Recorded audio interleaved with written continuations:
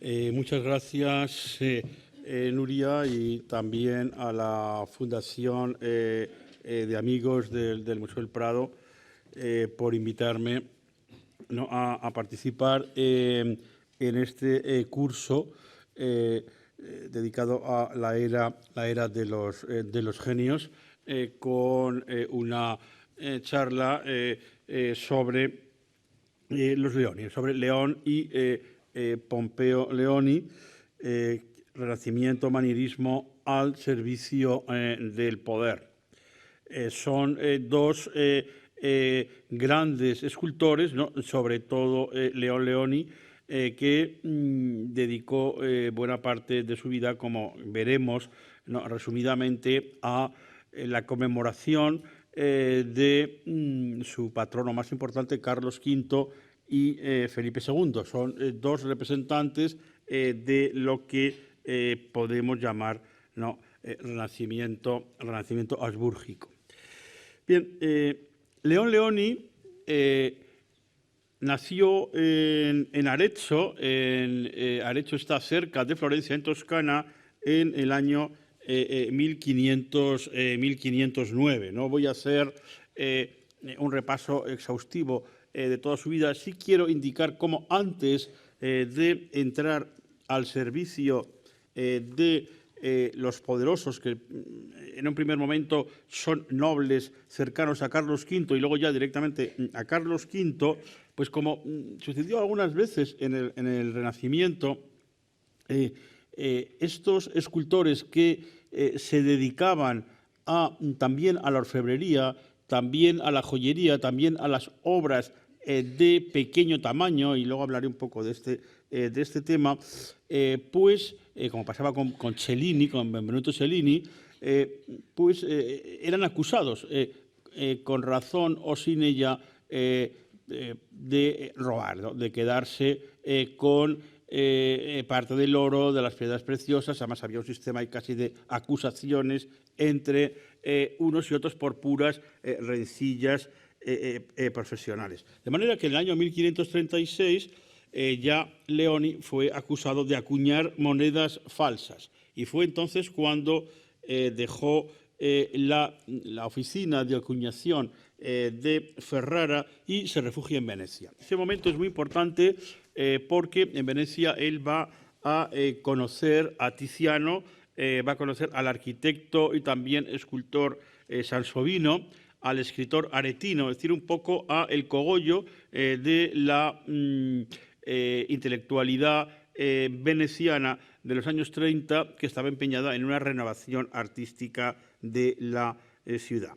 El año 37, un año después, pues va a Roma, ¿no?, que es obviamente la sede del papado y uno de los lugares importantes para la creación artística, y allí otra vez se reproduce la rivalidad, en este caso con Cellini, que a su vez estaba también encarcelado por este tipo de actividades delictivas. Y Cellini le llega a acusar de intentar envenenarle. Es decir, que eran relaciones bastante difíciles y complicadas. En el año 1540 vuelve a ser otra vez encarcelado, no esta vez el propio León Leoni, por una acusación que le hace un joyero romano, y es nada menos que condenado a la amputación de la mano derecha. Afortunadamente para la historia del arte, pues esa pena le fue conmutada, fue perdonada, porque entonces no hubiera podido hacer, todavía en esta época no había hecho las obras importantes que vamos a ver. A partir del año 40, digamos que él se estabiliza y va a vivir en Milán, donde va a tener su casa. Una casa que pocos años después él, sobre todo ya cuando está en relación con Carlos V y la corte imperial, va a convertir en un palacio cuya fachada, la parte de abajo, se ha conservado en la actualidad. Es lo que estamos viendo aquí, la llamada Casa degli Omeoni, y además la casa de Cellini, la casa de Leoni, en aquel momento era también, en el momento de su esplendor, una casa con una colección importante de esculturas, incluso esculturas de la antigüedad, que él va a ir comprando, pinturas importantes de Correggio, del propio Tiziano. Era un coleccionista importante, como también lo será su hijo Pompeo. Tenía, por ejemplo, en el patio un calco en yeso de la estatua de Marco Aurelio en el Campidoglio, y eso lo conocemos por las descripciones de la época, por ejemplo, la que hace su biógrafo Vasari. Y el propio Vasari califica a estos omeoni o prisioneros, ¿no?, de la fachada como el capricho de Leoni, y que él decía, el propio Leoni los calificaba así, de un capricho, que cada uno los pudiera interpretar como quisiera. Y ahí nos introduce en el tema que vamos a tratar de lo que es no solo el clasicismo, sino también el aspecto como manierista, el aspecto más caprichoso, el aspecto más cortesano, el aspecto más preciosista de algunas de sus esculturas. En realidad, la obra de Leoni, desde el punto de vista estilístico, será un equilibrio entre el clasicismo y la monumentalidad, y un poco el sentido de orfebre, el sentido del capricho, el sentido de la preciosidad caprichosa propia del manierismo. Bien, aquí tenemos en esta estabilidad que va a conseguir Leoni, más o menos a partir de los años 40, lo que podemos considerar, o se tiene como autorretrato de Leoni, es de estas dos medallas, pues la medalla que he puesto más grande es la misma medalla. Por un lado tenemos a Andrea Doria, el gran general y gobernador de Génova, aliado de Carlos V, ¿no?, marino, y por otro lado el autorretrato de Leoni. Es decir, el primer protector, o uno de los primeros protectores importantes de Leoni fue precisamente Andrea Doria, es decir, un personaje ligado directamente a Carlos V. Un poco la flota mediterránea de Carlos V, en buena medida, era la flota del propio Andrea Doria, ¿no?, que era su feudatario. Entonces, a partir de este momento va a entrar en una relación que cada vez va a ser más importante con el emperador Carlos V. Bien, aquí tenemos, quiero decir que estas medallas, las imágenes que estamos viendo aquí de las medallas, son todas de la colección del Museo del Prado, ¿no? Obviamente las esculturas ya las conocen porque están expuestas, las medallas no, por razones obvias, pero la colección de medallas del Prado, que procede en su mayor parte del legado Pablo Bosch, uno de los grandes legatarios, no solo de pintura, que es lo más conocido, sino también una colección de medallas muy importante y además de mucha calidad, forman parte de las colecciones del Prado, y las imágenes que vamos a ver son las de las colecciones de este museo. Bien, aquí tenemos la primera medalla que en 1541 Leoni realiza en torno a Carlos V. Y vemos a el emperador y después la figura del río Tíber, ¿no? Esta manera de retratar emperadores con la figura alegórica de un río que solía ser un personaje ya anciano, barbado o desnudo, tal como aparece en la figuración del Nilo, por ejemplo, en los museos vaticanos, o sentado, como estamos viendo aquí, nos introduce en lo que realmente interesaba no solo a Carlos V, sino a Leoni, ¿no?, el dar una imagen clásica de el emperador y dar una imagen clásica de todo este mundo de la alta aristocracia italiana y flamenca que va a querer ser retratada por Leoni en las medallas, ¿no? Bien, aquí tenemos una medalla del año siguiente, 1542, otra vez Carlos V, y ahora con la alegoría de la piedad, pietas, ¿no? Que es uno de los atributos y de las virtudes que debe tener el gobernante. Vemos con toda claridad que ya en tanto Andrea Doria como esta primera de Carlos V, como esta de piedad, si nos fijamos en la imagen de Carlos V, aparece de perfil, imitación de las medallas de la antigüedad, de los emperadores romanos de la antigüedad romana, aparece barbado. Carlos V tiene barba a partir del año 1530 y va acentuando los rasgos clásicos deliberadamente para convertirse en un emperador clásico en el siglo XVI. Ya veremos por qué razones. Vemos que también tiene la corona de laurel, símbolo de la victoria, la armadura que imita las armaduras romanas, es decir, todo lo que luego vamos a ver en la gran estatuaria que el propio Leoni va a hacer en torno a Carlos V. Hay algunas excepciones, ¿no? Por ejemplo, esta medalla del año 1543 que alegoriza a Carlos V como la salud pública, con la alegoría de salus pública, que no aparece a la romana, ¿no? Que aparece más en traje cortesano, pero no va a ser lo habitual en la figuración de Leoni. Leoni es uno de los creadores de uno de los dos creadores esenciales, el otro es Tiziano, ahora lo veremos, de esa imagen clásica romana del emperador Carlos V. ¿Por qué?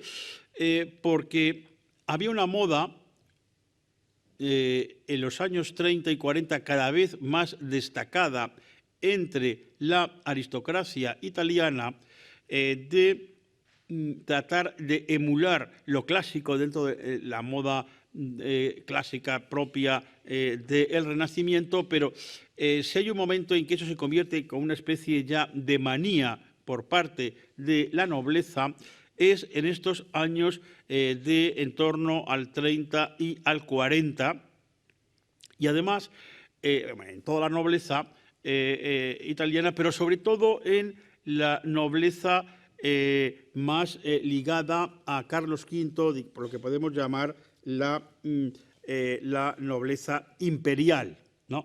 que son los que apoyan la política de Carlos V en Italia, como Andrea Doria, que acabo de señalar, o este que estamos viendo aquí, Ferrante Gonzaga, ¿no? Ferrante Gonzaga va a ser... Ábalos, me he equivocado, Ábalos va a ser una de las figuras clave que va a unir a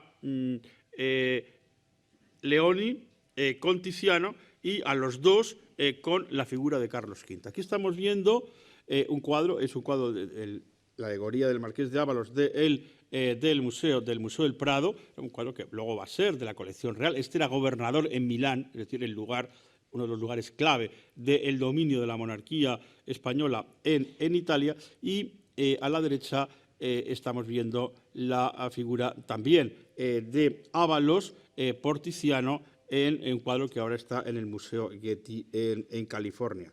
Bien, junto con la medalla y junto con la escultura en bronce o en mármol, materiales propios de la antigüedad clásica, está el tema de la representación con armadura.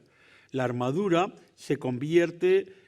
no es solamente un elemento de protección para la guerra. Las armaduras que vemos en la Armería Real de Madrid, por ejemplo, o las armaduras que vemos en los retratos de la época, sobre todo los retratos de Tiziano o en las esculturas de Leoni, son armaduras o de parada, es decir, para un desfile, para una victoria o para una presentación a la clásica, como estamos viendo aquí en esta alegoría o en este otro retrato del Museo Getty, o simplemente para ser expuestas, ¿no? Como un elemento de exposición en las armerías. Era algo carísimo, algo absolutamente de lujo, infinitamente más caro que una pintura, y solamente los muy poderosos, la alta aristocracia o el emperador y luego Felipe II se pueden permitir tener esas grandes colecciones de armaduras. Todo eso es lo que les daba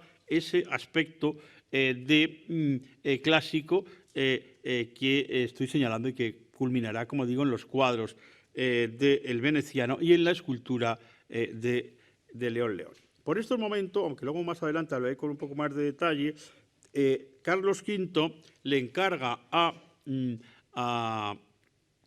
1543, le encarga a Leoni la primera escultura, la primera medalla de su mujer, de la emperatriz Isabel, que había fallecido en 1539. El 1 de mayo de 1539 en Toledo murió tempranamente, ¿no?, la emperatriz Isabel. Y a través de la retratística de Tiziano, como veremos un poco más adelante, Leoni se inspira y crea, entre Tiziano y Leoni, van a crear como la figura idealizada de la mujer del emperador, de la emperatriz, Isabel, que es la que ha llegado hasta nosotros, ¿no? En este primer recorrido un poco cronológico que estoy haciendo, quiero señalar, es la primera representación, ¿no? En el reverso están las tres gracias, ¿no?, otra alegoría clásica también a la belleza, ¿no?, y a la armonía, que es lo que se quiere aludir con el retrato de la emperatriz. Y vemos que el retrato de la emperatriz, tal como lo realiza Leoni en esta primera aproximación, está sacado de este o de otro retrato que se ha perdido y que luego veremos. Pero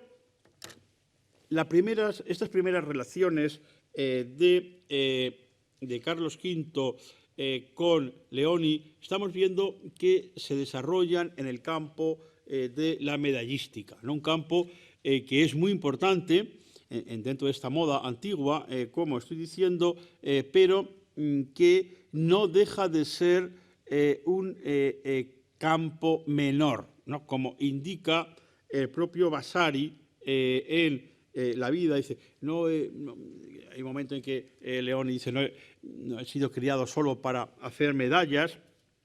Es decir, que Leoni quería pasar al campo de la gran escultura, ¿no?, al campo de ya artes verdaderamente monumentales. Sin embargo, estamos viendo aquí todavía dos medallas. ¿Por qué?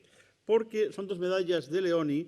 Esta de arriba nos representa, ¿no?, ahora sí, a Ferrante Gonzaga, que es el sucesor en el gobierno de Milán de Ávalos, y abajo a el cardenal Antonio Nicolás Granvela, que era el primer ministro, digamos, de Carlos V, y a lo que a nosotros nos interesa, factotum absolutamente esencial en la creación de la imagen de Carlos V, en el patrocinio a las artes de Carlos V, en el patrocinio a las artes de su hermana María de Hungría, que también veremos, mucho más aficionada a las artes y mucho más entendida y mucho más culta que su hermano el emperador. María de Hungría era la gobernadora en los Países Bajos, y es también el que, junto con María, van a inducir a la pasión por las artes del hijo de Carlos V, de Felipe II, ¿no?, todavía príncipe Felipe. Es decir, que este personaje, él es también coleccionista, importante colección de pinturas, de esculturas, de medallas, de libros. En fin, es un personaje clave no solo en la política del Renacimiento, sino en la política artística del Renacimiento. Los artífices flamencos y de centroeuropeos y demás que vinieron, por ejemplo, a hacer el Escorial, pues en buena medida fueron traídos por Granvela. Y la idea del Escorial, en una fecha un poco, 20 años después a esto que estamos viendo, se debe a Granvela. O sea que estamos hablando de un señor muy importante, ¿no? Bien, ¿por qué estos dos juntos?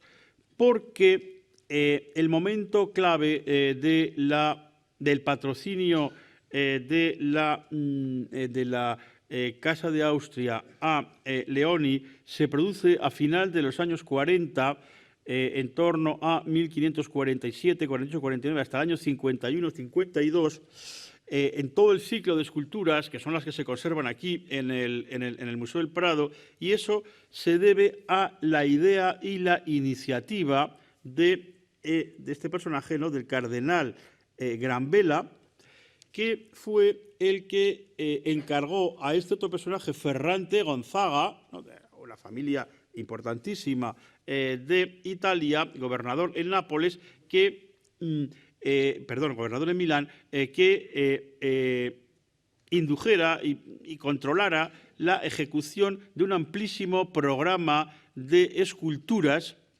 que comprenderían a Carlos V en bronce y en mármol, Carlos V de tamaño entero, Carlos V en busto, en bronce y en mármol, su mujer, la emperatriz, en bronce y en mármol, luego su hijo, Felipe, también en bronce, su hermana María de Hungría en bronce, en fin, todo el conjunto, ¿no?, los dos relieves que hay también aquí en la colección del Museo del Prado, todo ese conjunto que se va a realizar en Milán a finales de los años 40.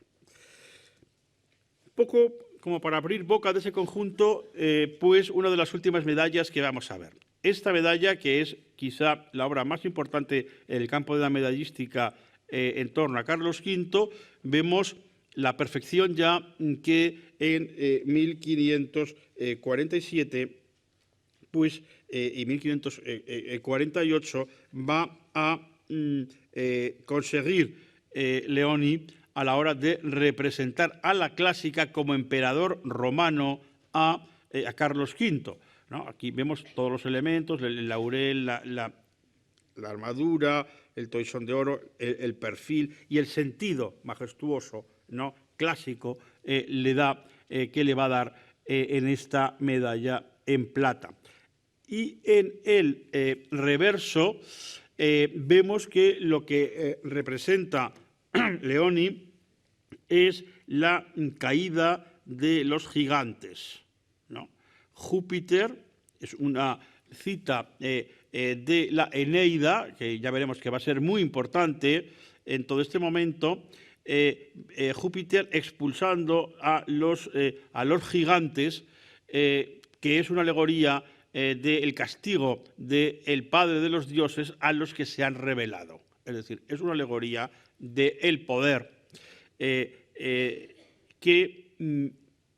interesa a Carlos V en estos momentos porque esta medalla es una medalla conmemorativa de la batalla de Milberg y de todo el momento posterior a la victoria contra la Liga de Esmalcalda que hace Carlos V. En realidad es algo absolutamente paralelo con los dos cuadros de Tiziano que se han conservado de este ciclo de las Furias, ¿no?, que se hace también con ese motivo y para los mismos acontecimientos de propaganda y difusión de la imagen de Carlos V, también inspirados en Virgilio. Uno de los primeros descriptores de estas pinturas las calificaba de tormenta virgiliana, es decir, que hay un recurso a la figura de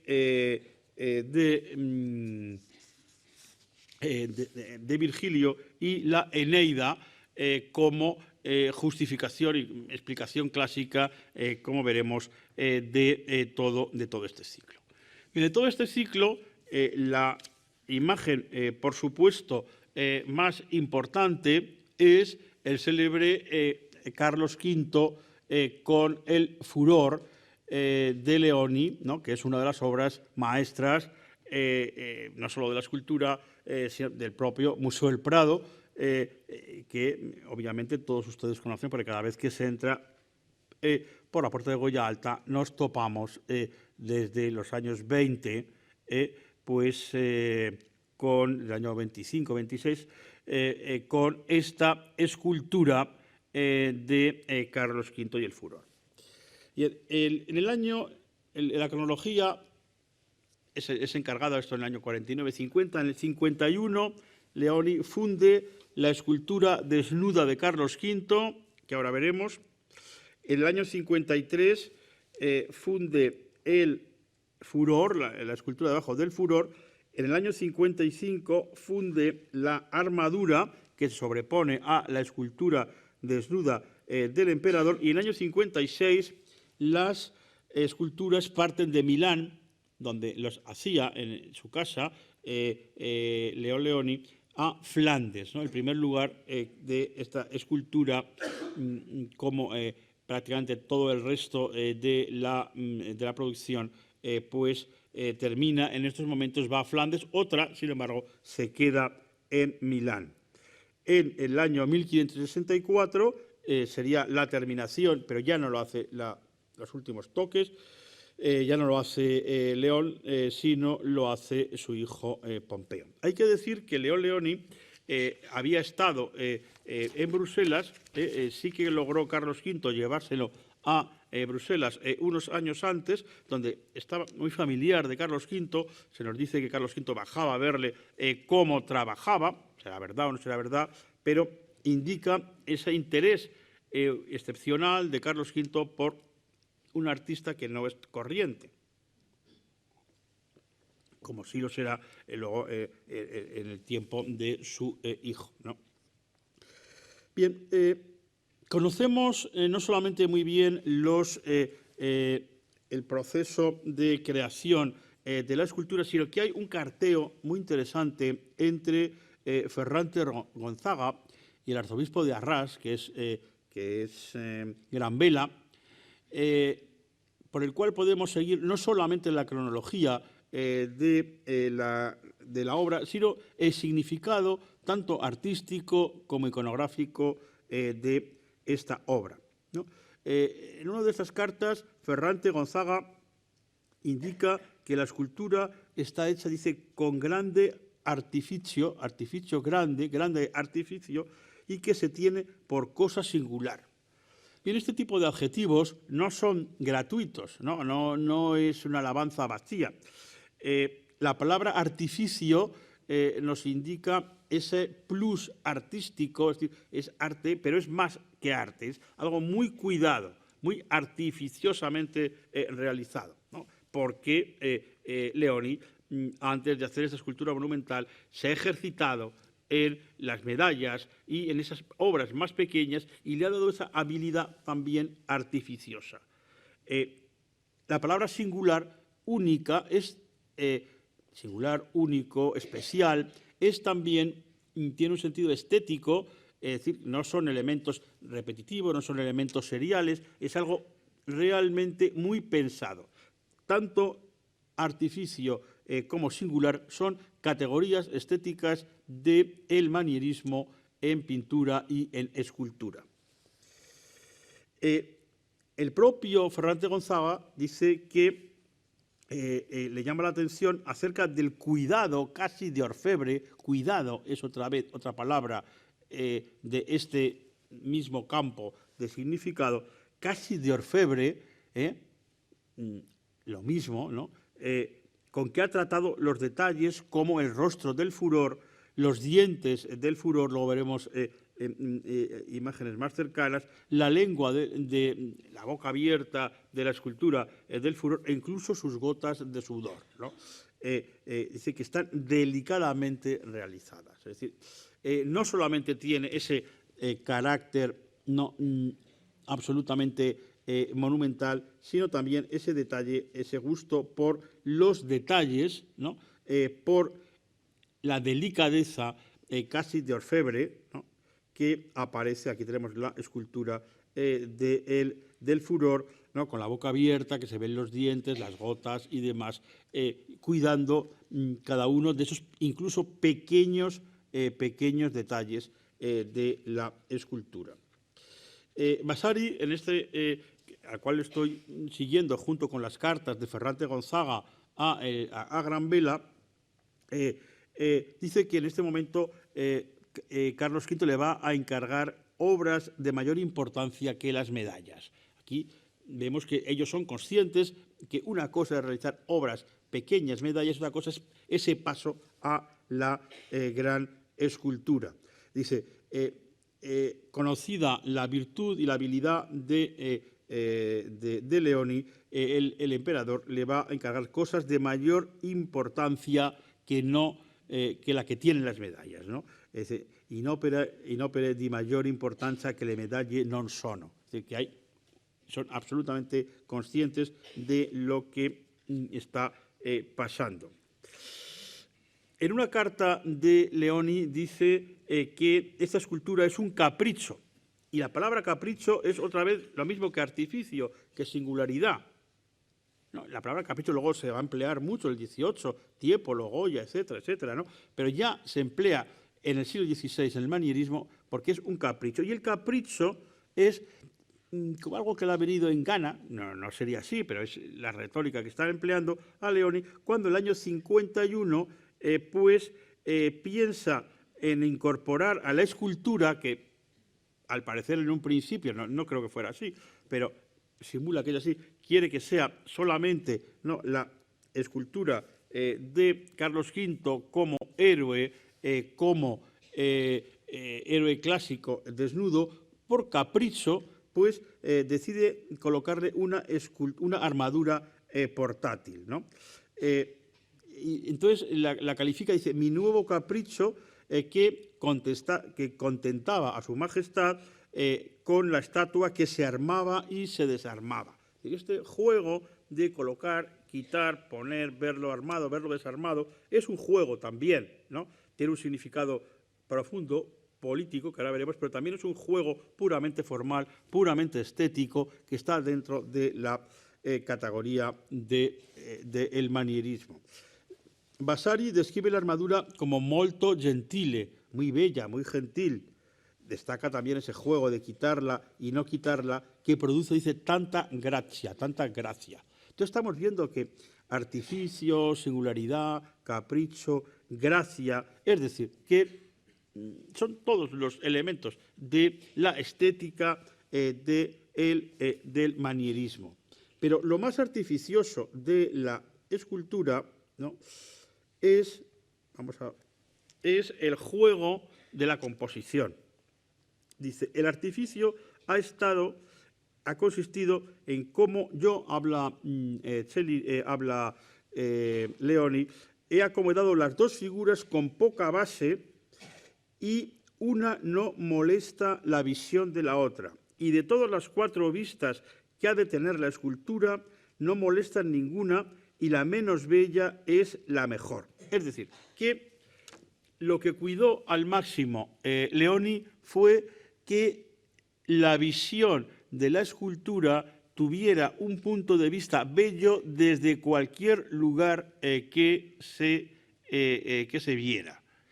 Esto es muy importante porque, ahora lo vamos a ver, en la discusión que había en la época de si el arte de la pintura era mejor o más interesante que la escultura, pues los escultores decían que la escultura era mejor, superior, porque, por ejemplo, permitía muchos puntos de vista.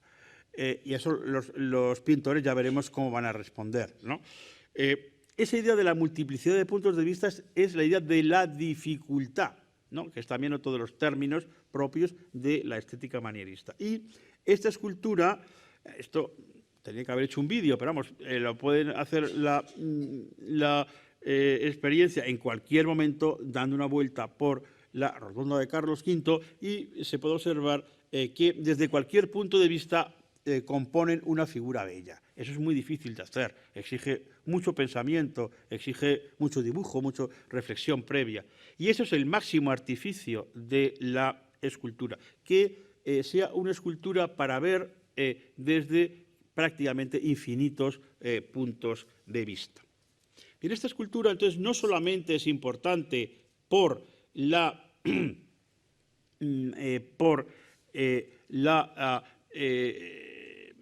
visión estética formal que estoy diciendo, sino que también es importante por la idea que hay detrás de ella. Pero antes vamos a ver ejemplos de esculturas similares que indudablemente actuaron como estímulo para la creación de Leoni en torno a Carlos V, ¿no? Aquí vemos la escultura, vemos a Carlos V desnudo, vemos el furor. El gran ejemplo, indudablemente, es el Perseo de Cellini, ¿no?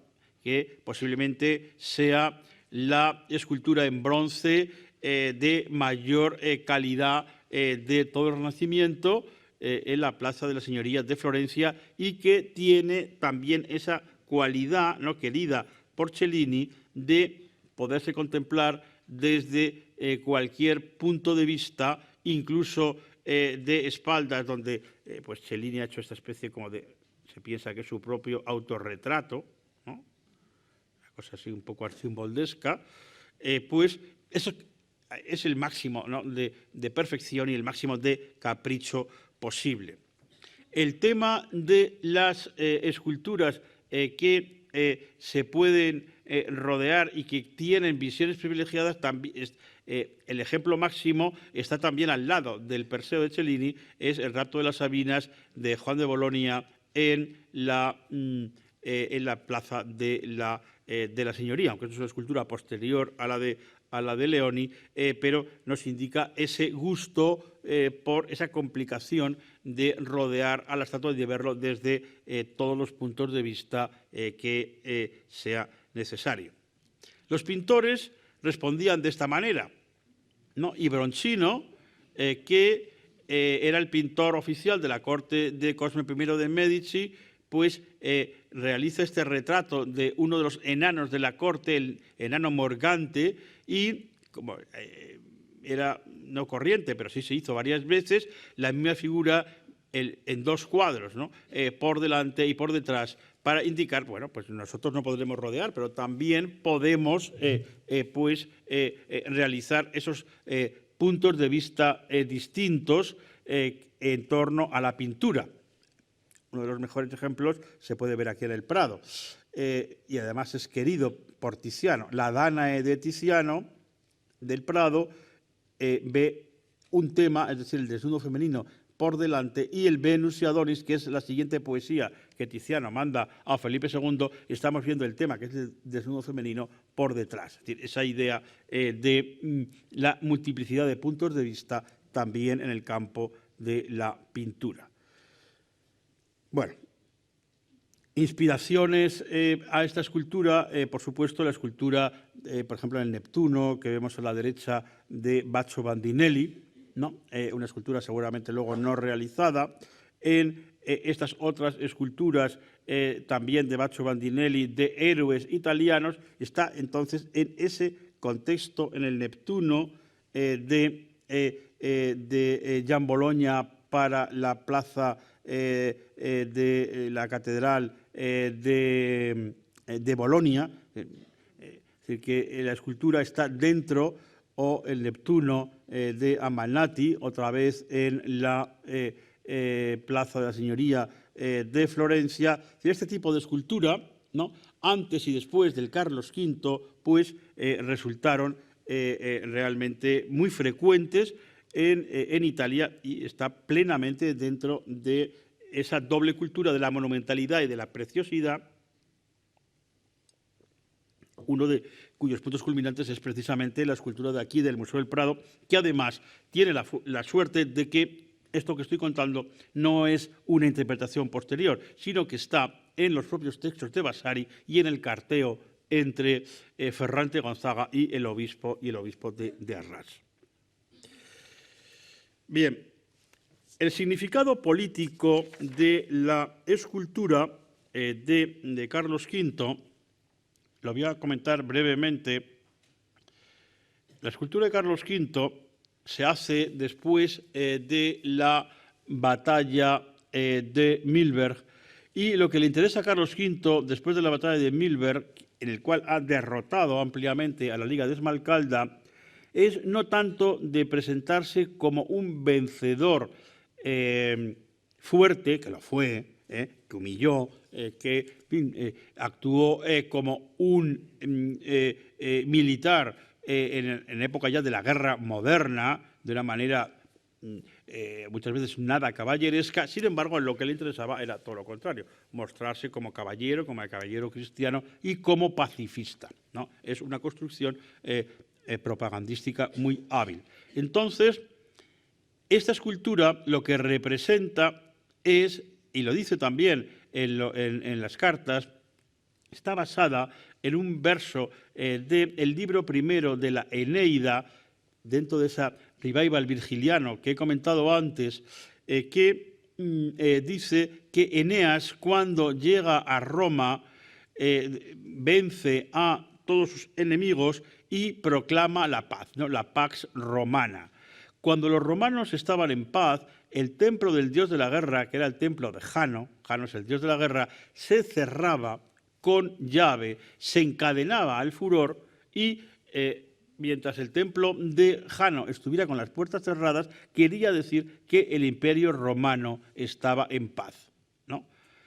Esto es lo que está representando la escultura. El momento en el cual Carlos V, que tiene una postura elegante, impositiva, pero no violenta, está encerrando con las cadenas en el templo de Jano a el furor, a la guerra. Es decir, es, en definitiva, una alegoría de propaganda pacifista de Carlos V, ¿no?, basada en el mundo de la Eneida y de las citas virgilianas, ¿no? Igual que los gigantes de la medalla y los gigantes de Tiziano están también basados en el comienzo de la Eneida y en el poema también de Virgilio, de Ovidio, de las Metamorfosis, en el cual es una alegoría de Júpiter y de lo que puede pasar a aquellos que se enfrentan a Júpiter.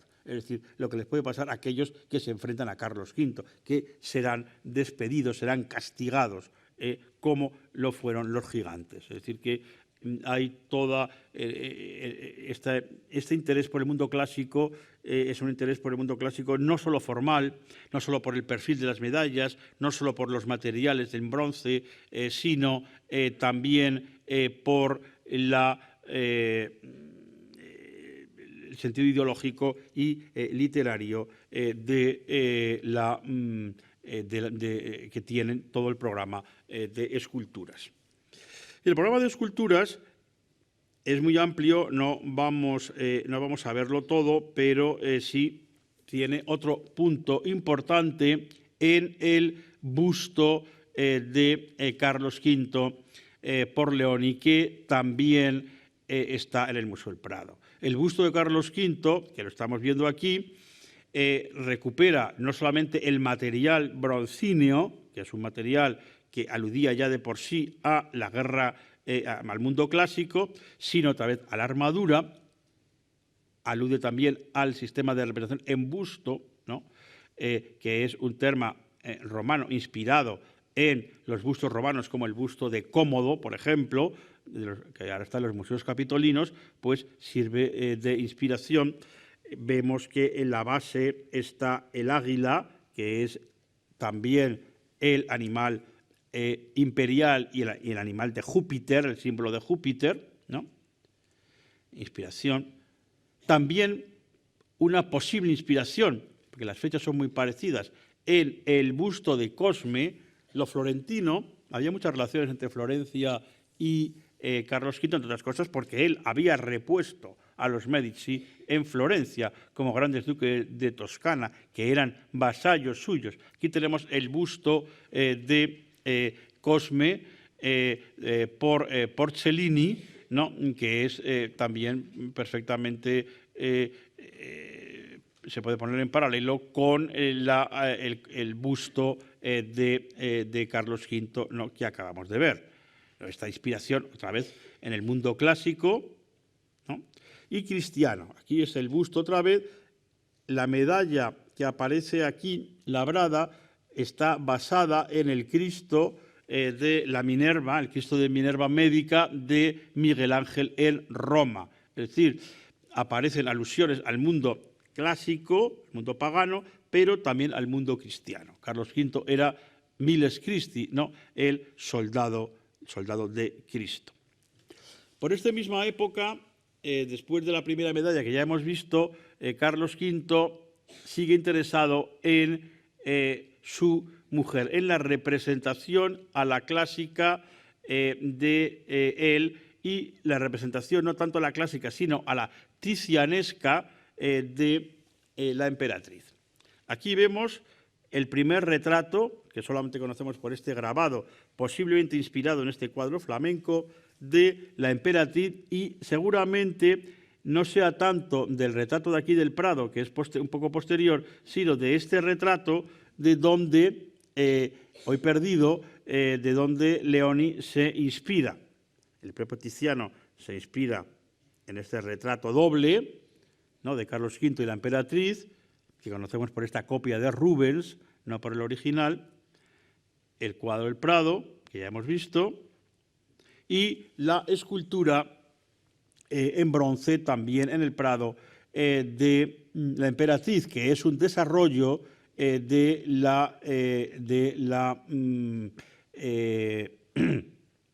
escultura de la pintura de Tiziano de cuerpo entero. En realidad, vemos aquí en bronce la escultura en mármol, una reinterpretación de un pintor de la corte imperial ya de finales del siglo XVI, es decir, que la imagen que nos ha llegado de la emperatriz Isabel es una imagen tizianesca recreada después por Leoni, ¿no?, una imagen ideal realmente, pero es la imagen que, tal como quería el emperador, tal como quería Carlos V. También toda esta serie de esculturas en bronce de tamaño entero, ahora veremos alguna más, tienen como otro elemento de inspiración, que ya no sería italiano, sino centroeuropeo, toda esa galería de retratos de antepasados de Maximiliano I, del abuelo de Carlos V, en la iglesia de corte en Innsbruck, ¿no?, una obra impresionante, ¿no?, que aquí la estamos viendo y que luego volveremos a ver.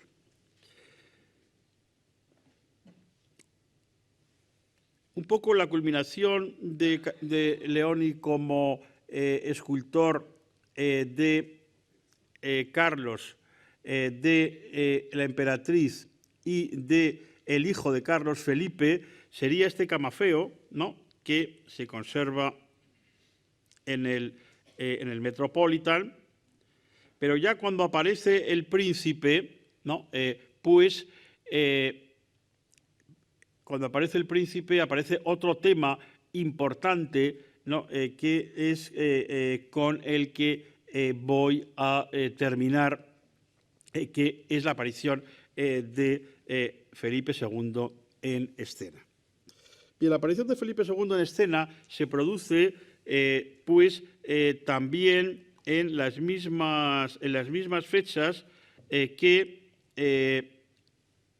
la batalla de Milberg, inmediatamente después, es decir, la batalla de Milberg fue en el 47, y Carlos V convoca al joven príncipe Felipe a Bélgica en 1548 para presentarle a los Estados Generales de Flandes como heredero. Aquí vemos en un camafeo que puede ser de Leoni o de Jacopo da Trezzo, otro italiano, también de Milán, del mismo círculo, y la presentación del heredero de Felipe, no solamente era la presentación de Felipe a los Estados Generales de Flandes, sino inicio de una discusión que va a durar pues, hasta el año 1551-52, de quién va a ser el heredero de las inmensas posesiones de Carlos V. Es un tema que va a preocupar muchísimo a la familia, que va a provocar dos reuniones, dos dietas, como se decía entonces, en Augsburgo en 1548 y en 1551, y todas las representaciones que hay en torno a Felipe II, a Carlos V, a María de Hungría, que es el personaje que estamos viendo aquí, ¿no?, la hermana de Carlos V y tía de Felipe II, giran en torno a quién va a ser el heredero, sobre todo del título imperial, ¿no? Porque, como ustedes saben, Carlos V tenía un hermano, su hermano Fernando, que era menor que él, se había educado en España. Cuando Carlos V llega a España en el año 17, pues enseguida tiene que sacar de España a su hermano porque él se había educado, él había nacido en Alcalá de Henares y había vivido en España todo ese tiempo. La nobleza castellana se sentía más a gusto con Fernando como rey que con el rey heredero, que era Carlos. Entonces, para evitar problemas, pues Carlos lo que hizo fue mandar a Fernando al imperio, mandarlo a Austria, a Viena y demás. Entonces, luego, claro, utilizó continuamente a Fernando en sus polémicas, en sus luchas contra turcos, protestantes y demás en la frontera del imperio. O sea, que era un personaje que a la vez que le podía disputar elementos, le resultaba enormemente útil, ¿no? Entonces, una relación muy interesante, políticamente e históricamente muy interesante. Y lo que quiso siempre Fernando era que ser nombrado emperador, es decir, que el título imperial y la posesión de Centro Europa recayera en él y que el hijo Felipe quedara con la parte simbólicamente a lo mejor menos importante, porque no era el título de emperador, pero con la parte importante, es decir, los reinos de Castilla, de León, es decir, los reinos de la península ibérica, que implicaban Italia, que implicaban Flandes y que implicaban América, es decir, la parte del león, política, económica y desde todos los puntos de vista. En esa discusión enconó mucho las relaciones entre la familia y, en buena medida, este conjunto de esculturas, sobre todo estas dos que estamos viendo aquí, ¿no?, tan inspiradas en elementos de la escultura romana, como el Augusto en Prima Porta o en la serie de la iglesia de corte de Innsbruck, ¿no?, pues fueron promovidas realmente por, como he dicho, por Gran Vela.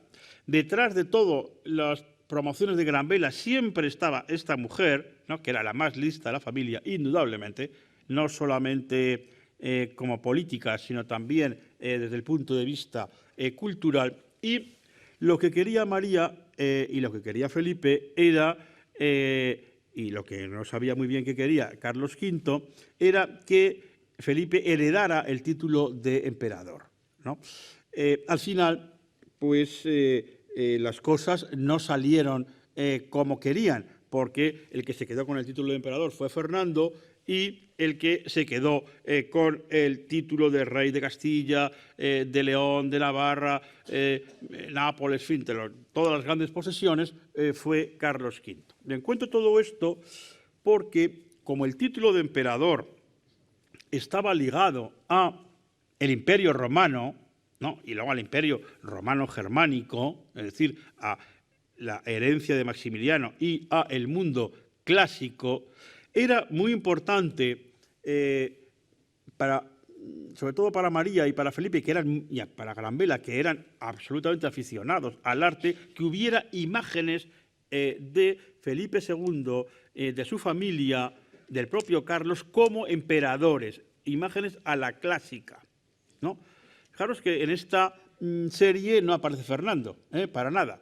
Y Felipe aparece como un emperador romano, arqueológicamente romano, Su tía aparece como viuda clásica, ¿no? Esas tocas que tiene, es también un traje perfectamente codificado de la representación de la viudez, aludiendo también a elementos clásicos. Es decir, que hay una presentación deliberadamente clásica de la familia, porque lo que se quería era precisamente reivindicar ese elemento y esa imagen clásica, pues ya que soy descendiente de los emperadores romanos, porque voy a heredar el imperio, me voy a retratar a la romana.